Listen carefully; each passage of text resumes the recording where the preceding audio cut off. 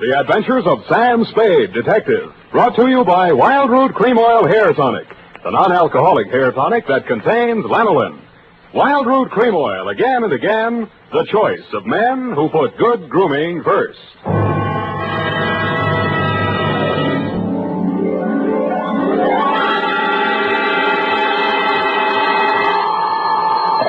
Sam Spade Detective Agency. Me, sweetheart. Sam, how did it go? It was the end, Effie, but the end. Oh, Sam, not another one of those society things. Depends on what you mean by society. Well, you know, Sam, cafe society. Cocktails for two, hands across the table, making another old-fashioned, please. Let's not lose our head, Effie. Nothing but double martinis, very dry, with 2 olives, sweetheart. 2 olives? Oh, Sam, isn't that overdoing it? It was all overdone, sweetheart. That's what cracked it. Now, stay right where you are. I'll be right down to mix up my report on the dry martini caper. Get it?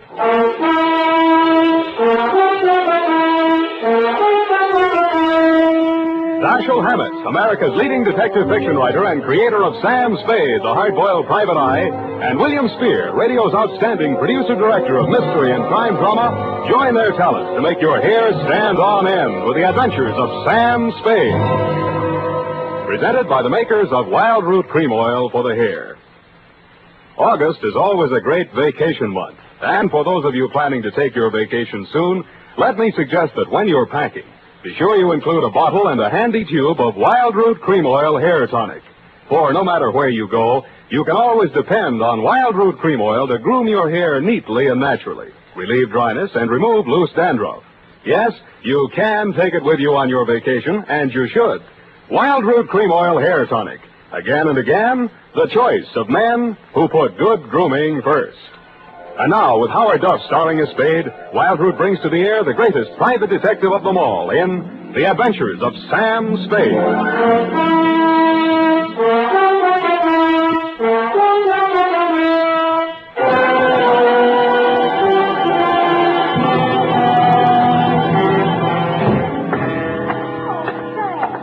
You look sober as an owl. Wise as an owl, sober as a judge, F. Oh.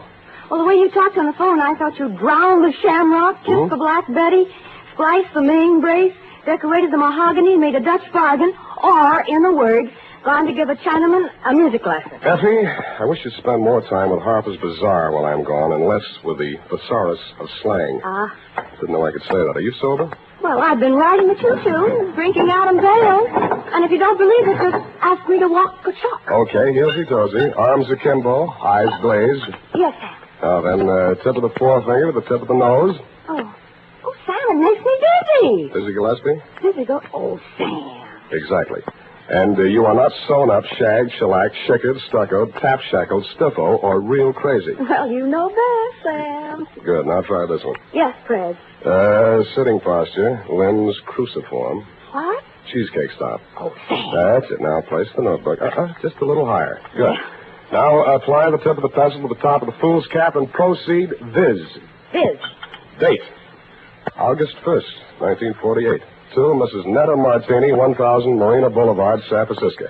From Samuel Spade, license number 127596. Subject, Dear Netta. The first I knew of the caper was day before yesterday morning when I saw your husband's picture in the paper. It was one of those lovingly retouched executive-type photographs of a man in his late 40s or early 50s, graying at the temples and wearing an embalmed man of distinction look. The story was headlined, Corporation Head Waylaid by Mysterious Assailant. Chauffeur foils would-be kidnappers at offices of Martini Trading Company. The item under it wasn't as thrilling as the headline. Sounded as if he'd been knocked down for his wallet and the attempted kidnapping had been dreamed up by a bored city news reporter. I tossed it in the wastebasket along with my morning mail and went back to the Police Gazette. On page 3, the phone rang. Unique Garage, Harry speaking. Mr. Spade? One moment. Who's calling? Gordon Martini. Not Gordon Martini, the corporation head, waylaid by mysterious assailant. Chairman of the board, and there's nothing mysterious about it. Then what are you doing on this phone? I can't talk on the phone. Where are you? In a hospital? I left that pest house this morning. I'm at my residence, 1000 Marina Boulevard. Mm-hmm. It'll take you exactly 20 minutes by cab. You will meet me in front of the building, and we'll have our conference in my car en route to the office. Where's your office? Downtown Post Street. Well, why don't I meet you there? I'm a busy man. Have a full calendar. I'm already late due to all that hospital red tape. But I can fit you into my schedule if you'll hurry. Now, look alive, man. Well, it's a little early in the morning, but I'm trying hard. Good. What will you want for a retainer? I'll let you know if I decide to take the job. Fair enough. 20 minutes. I'll expect you.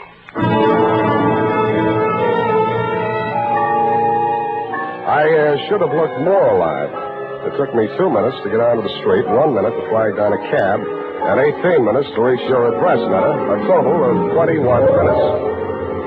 As my taxi drew up to the curb in front of the canopied entrance to the corner apartment house at 1000 Marina, I saw your husband pacing indignantly up and down in front of the entrance, pausing only to glare at the outsized chronometer on his left wrist.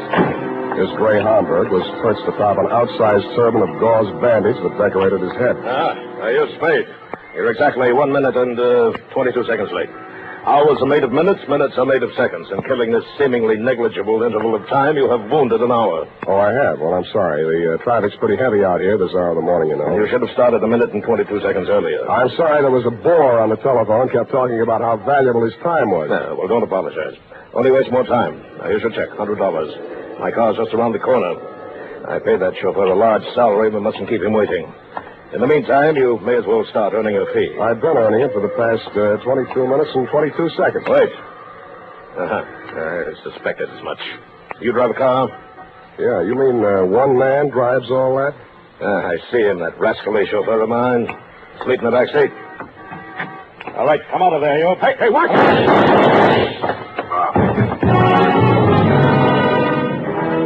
I was behind him and a little to the right. The shock of the rapid-fire 30-caliber slugs lifted him off his feet and knocked him against me. I went down under his 300 pounds of dead weight. By the time I rolled him off of me and got up, the gunman had jumped out of the limousine and into a gray sedan that was double parked alongside.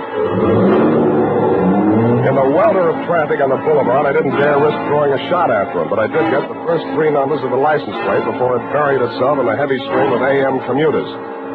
That's when the air changed from exhaust fumes to something out of a Persian garden.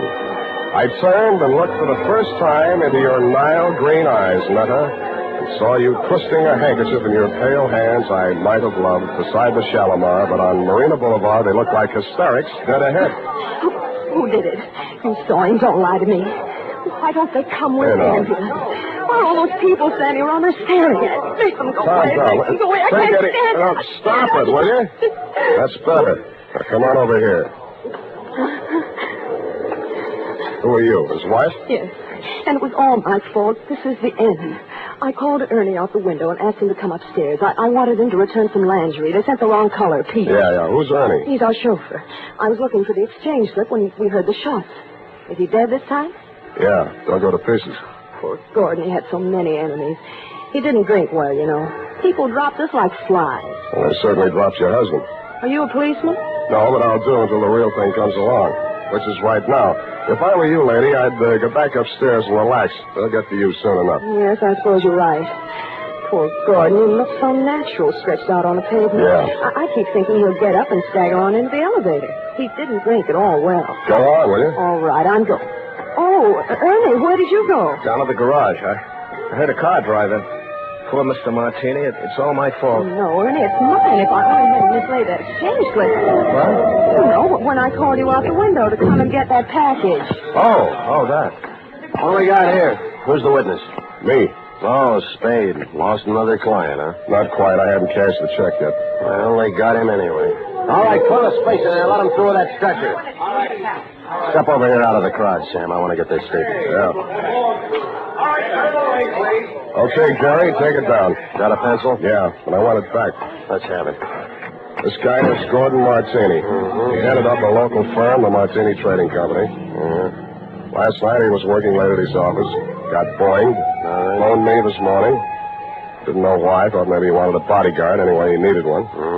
Gunman was crouched in the back seat of the limousine, shoved the carbine out when Martini opened the door. Carbine, Didn't get a good look at him. You could see why, the way it's closed in, no side windows. Foreign car, isn't it? Stop drooling. You can't afford one. You getting all this? What about the getaway? Martini fell on top of me. I saw the getaway car on the back of his head. Yeah. The car was a gray sedan. The back of his head was a standard make, too.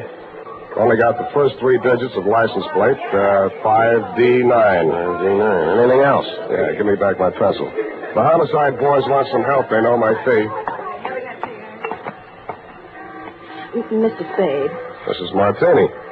Why aren't you and Ernie upstairs getting your alibis shaped up? Oh, please, I can't face the questions just yet. Would it be legal if I just avoided them till I can collect myself? I don't know about legal, but it might be smart. Where can we talk? What do you suggest? Well, there's a little cocktail lounge up on Lombard where Ernie and I all... it's just around the corner. Very handy. Let's go.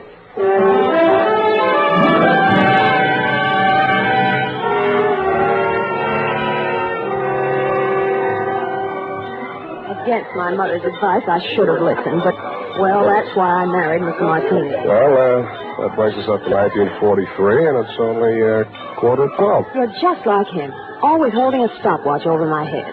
Always? Well, he drank, you know. You told me that. But it's much more important than you think. He often fell down and bumped his head. You mean that mysterious assailant that waylaid him last night in his office was a double Martini? 2 pitchers full before dinner. 2? Ernie had to carry him up to his office. Well, what did he go up there for? Oh, he had an appointment with the vice president of the firm, Mr. Nesbitt. Something had come up, and he wanted Gordon to sign some papers. I don't know what. It wasn't the first time. I waited outside in the car. After Ernie had taken him upstairs, he came back to the car, and we talked. Ernie has alibis upstairs, downstairs, and all around the house. Well, then when the others came out and Gordon didn't, Ernie went upstairs to see why. Others? Mr. Nesbitt and who else? Mary Callahan. Secretary? No, she's an attorney. And if you think everything was legal between those 2, well, but after all, who am I to call the kettle black? Now, what are you trying to tell me? That she got him drunk so they could make him sign some papers? That he got himself drunk so he couldn't write his name? Or that he just got drunk and fell down? Between you and me, I think she pushed him down a flight of stairs. In his condition, he never remembered. Why are you putting the finger on the Callahan dame? Well, what would you think? He was the last one out of the building. Why didn't you want to tell all this to the police? Well, I didn't want to talk about his drinking. Things were bad enough already. That would have been the end. Well, that's as good an answer as any. What do you want me to do for you? Prove that she did it and Ernie didn't. I'll let you take care of Ernie. Oh, no. I don't want to alibi him unless I have to. He might get the wrong idea. You mean I've got the wrong idea? He might think it meant I still care for him, and I don't. I can't stand him anymore. The way he chews those toothpicks. And besides, if his alibi is too good, I might have trouble about that carbine in the backseat of my car. Pardon me, it sounded as if you said you might have trouble about a carbine in the backseat of your car. That's what I said. Where is your car? In the garage. But somebody had it out this morning. They scraped the fender coming back in, and they ran into the wall. They must have been in an awful hurry. Tell me, this car of yours, it wouldn't be a gray sedan? Yes. License number? Oh, wait a minute. It's on my key ring. Here, 5D90. That's enough. Why didn't you tell me this before? Well, I couldn't get up the nerve. After I heard you tell that policeman the gun that killed Gordon was a carbine, and the gray sedan and all that, well, it's the end.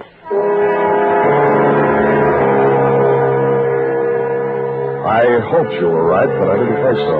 When I went to look at the gray sedan in your garage, I knew you were wrong, dead wrong. It was the getaway car, all right, and the carbine, as you know, was proven later to be the one that killed your husband. But Ernie had turned into a very poor suspect indeed. He was hugging the carpet between the front and rear seats, and when I nudged him, he didn't move. He'd been shot at closer range than Gordon Martini, and the killer had used only one slug. It was planted in the base of his brain, which made him not only a very poor suspect, but a very dead one.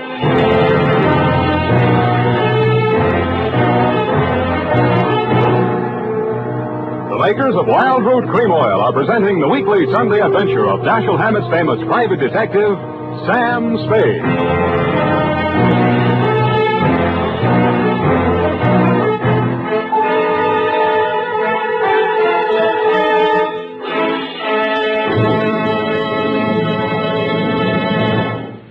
If you want the well-groomed look that helps you get ahead socially and on the job, listen. Recently, thousands of people from coast to coast who bought Wild Root Cream Oil for the first time were asked, how does Wild Root Cream Oil compare with the hair tonic you previously used? Better than 4 out of 5 who replied said they preferred Wild Root Cream Oil. And no wonder. Wild Root Cream Oil grooms the hair neatly and naturally, relieves annoying dryness, and removes loose dandruff. What's more, non-alcoholic wild root cream oil is the only leading hair tonic that contains soothing lanolin. So ask for Wild Root Cream Oil Hair Tonic. Again and again, the choice of men who put good grooming first. By the way, smart girls use Wild Root Cream Oil, too. And mothers say it's grand for training children's hair.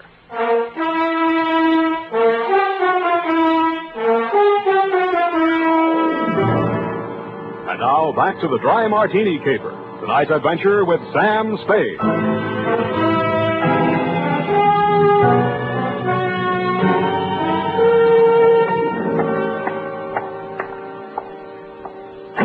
Martini Trading Company, good afternoon. I'm sorry, Mr. Nesbitt is in conference.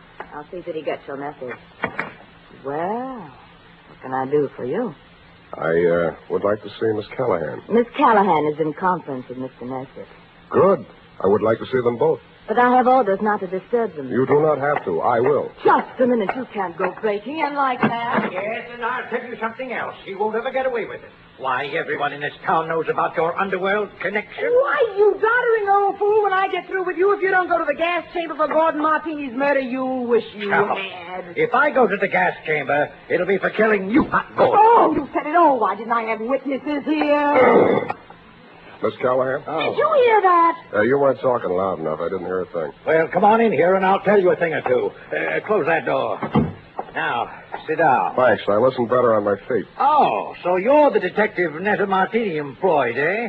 What's she paying you? That'll depend on how much I have to do for her. Well, I'll tell you how much you'll have to do for. You'll have to make a case against me, and that's not going to be easy. Why do you think she's out to get you? Why, indeed. For years, this moth-eaten mouthpiece, this parboiled porker, has been victimizing poor Gordon, taking advantage of his weakness for drink. Oh, Now that she's liquidated him, she appears with 55% of the common stock. Motive enough, eh? Why, you fraudulent old fool. I simply bought up his debts and threw an attachment on those stocks. Unethical, but perfectly legal. Look, Well, you're not even a proper thief. You're nothing but a bumbling old embezzler. Now, listen You had here. trouble because he was going to call in the auditors look over those books of yours. The dean of double entry, Mr. Spade. Look, will you save this for the courtroom scene? Now, you've convinced me. You're both crooked. I'll see that you both go up for something. That's a promise. Mr. Spade, I gave you credit for better sense. Do you know that this Medusa of the magistrate's court, this harpy of the Hall of Justice, What? tricked him into changing the beneficiary of his insurance the very night she pushed him down the stairs? And you were all in favor of it when you thought you held a controlling interest in the company. Answer that. You see, Mr. Spade, he can't answer that. Good. I'm glad one of you is temporarily lost for words. Now, I only want to know one thing, and I want a straight answer. And if either one of you starts off on another speech, I'm going to push you into the nearest cloakroom and lock you in together. Why, you wouldn't dare. Try me, sweetheart. Well, what do you want to know about this Amazon ambulance chaser, this Trilby of the traffic court? Watch it. Well, what do you want to know? About Martini's insurance policy. Now, you say he changed the beneficiary. Please answer in 10 words or less.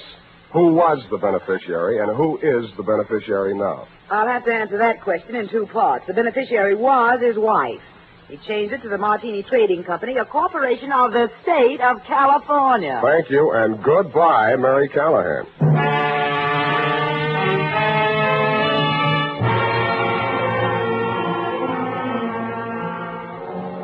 And that Netta took the heat off of you for the time being, which made things tough for me. Because Callahan and Nesbitt were so horrible, I never wanted to see them again, even to testify against them in court.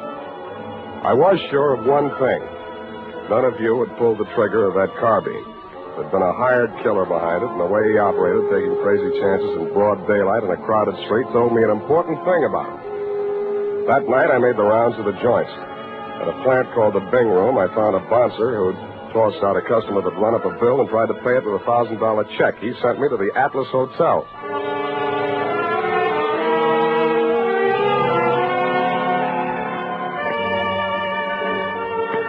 The Atlas Hotel is off of 3rd Street down near the railroad yards. Not even a flea bag. The fleas sickened and died a long time ago. They couldn't take it. And from the look of the guests sprawled out in the mission furniture of the lobby, they wouldn't be able to much longer. A half-dead room clerk came back to the land of the living long enough to mutter a room number and waved me feebly toward a flight of crummy stairs.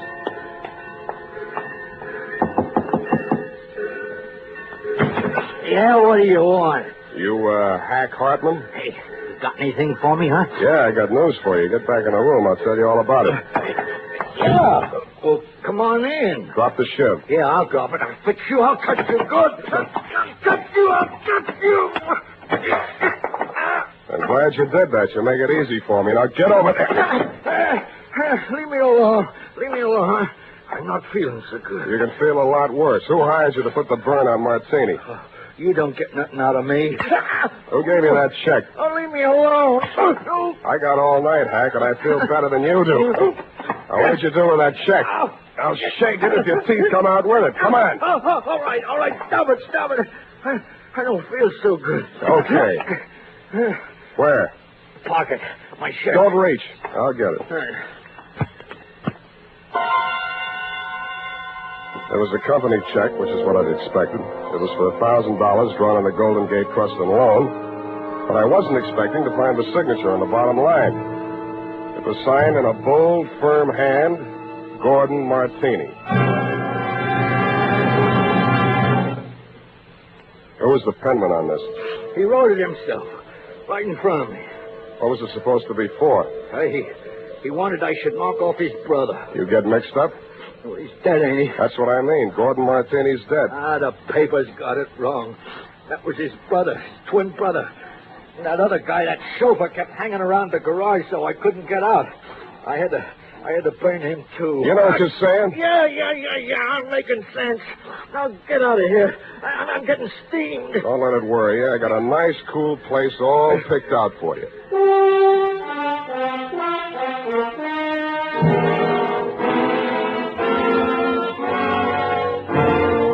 After I turned Hank over to the cops, I did what checking I could on my own at that time of night. As nearly as I could learn, Gordon Martini could never have had a brother, twin or otherwise. He was a first child. His mother died in childbirth, and his father died 1 month later. So I went back to the offices of the Martini Trading Company, glass-keyed my way in, and made a quick frisk of it. There I learned that the signature on the check was indeed Gordon's, but that he had closed out his account at that bank the day he wrote it. I thought about that on the way out to your apartment.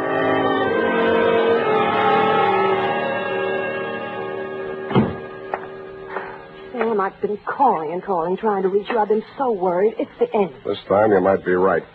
Fix me a drink. Well, there's nothing in the house but those prepared martinis Gordon used to drink. Is that all right? No, but fix me one anyway. Never mind the ice. It's not morning yet, but I hate myself already.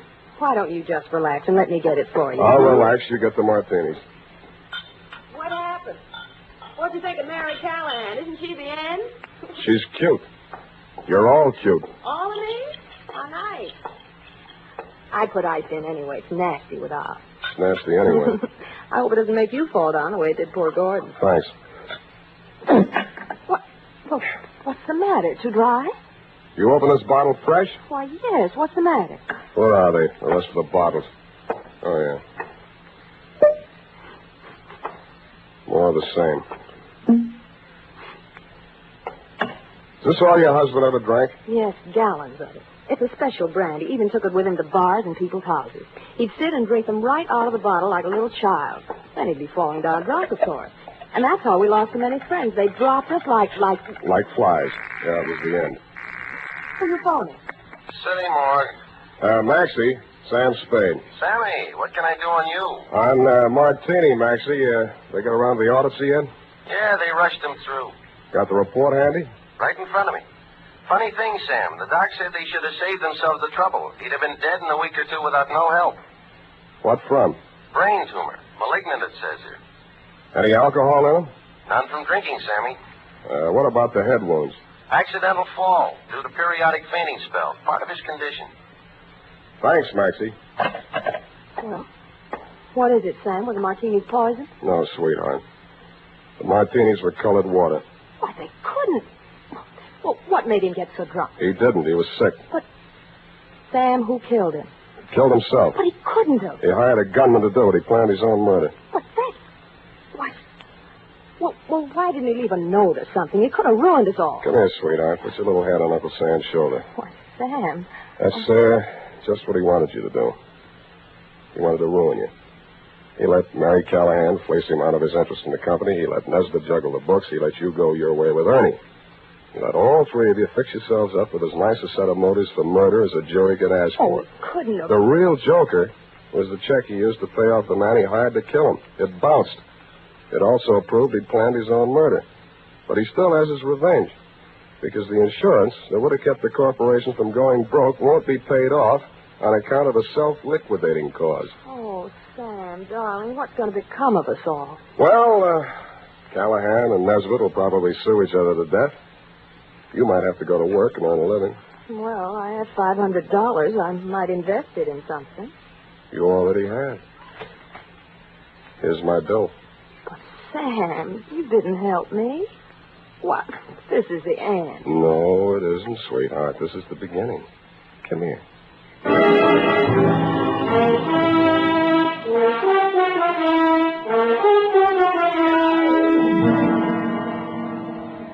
Period. End of the end. Well, if you ask me, you helped her. Now, F. Well, that just goes to show you. Show what, F? Man's ingratitude to man. Hmm? But what did Mr. Martini have against you? Why, nothing, sweetheart. He, just needed a smart operator like, Johnny Madero was on Sam. Hmm? Have you cashed that check Mr. Martini gave you? Well, not yet. Sam, any bartender would know better than to take a check from a man who drinks that much. F, you haven't been paying attention. He didn't drink. He didn't. I was able to establish that later on. You Well, haven't at been the listening. time, Sam, for all anybody knew, he was a hopeless drunk. He was, Sam. Oh, you're so wonderful and trusting. But I do wish that you'd understand this. He was a hopeless drunk. For the last time, Effie, he didn't really drink. I'll just type this up, Sam, while you call the bank. I'll do that.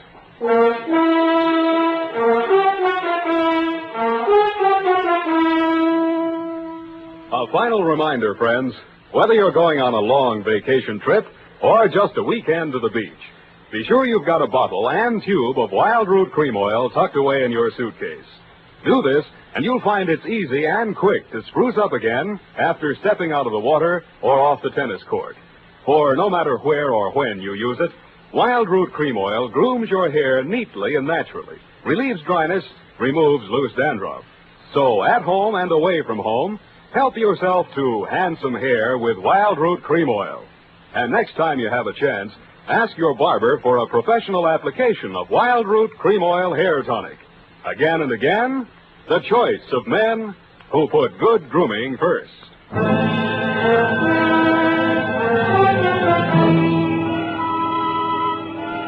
Well, here it is, Sam. I hope it was worth the price of the paper and carbons. You made carbon copies of that, an unimportant report like that? Oh, it bounced? Well, the estate isn't settled yet. Oh, Sam, you're so wonderful and trusting. Effie, I am not wonderful and trusting. I am a hard-boiled private eye. I know. Just a pity there's no money in it. And I'm also two-fisted. Sam, have you ever thought of ceramics? Of what? Ceramics. It takes virtually no capital. All you need is a small furnace and some clay. And if you don't have any talent, you can just make ashtrays. Thanks, I already have one. Oh, flower pots are fun. You can pop them on a wheel. And you can pot your hat on and wheel on out of here and also take a furnace and clay. I love you when you're so gay and carefree. I am not gay and carefree. You are a hard-boiled private eye. Good night, and sue me for your back salary, sweetheart.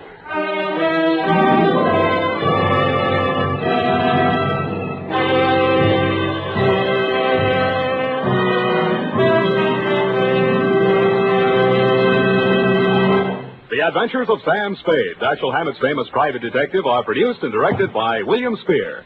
Sam Spade is played by Howard Duff. Lorene Tuttle is Effie.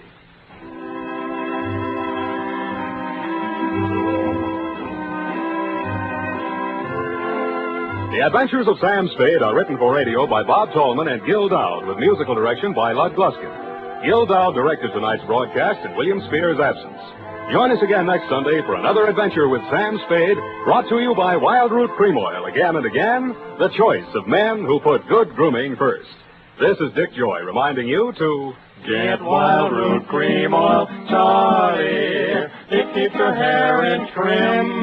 You see, it's non-alcoholic, Charlie. It's made with soothing lanolin. You better get Wild Root Cream Oil, Charlie. Start using it today. You'll find that you will have a tough time, Charlie. Keeping all the gals away. Hiya, Baldy. Get Wild Root right away.